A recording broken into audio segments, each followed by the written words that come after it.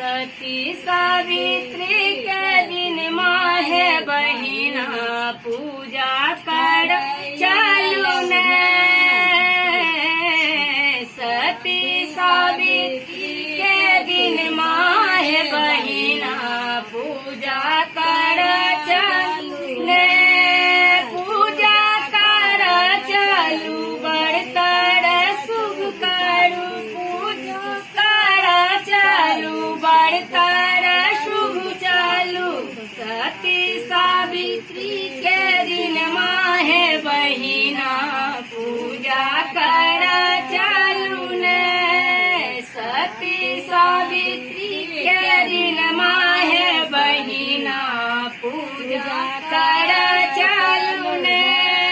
बड़तर जाका अहि बात मांगब बड़तर जाका हम अहि बात मांगब। सती सावित्री सा सोहाग मांगब। सती सावित्री सा सोहाग मांगब। सती सावित्री के दिन माहे बहिना पूजा कर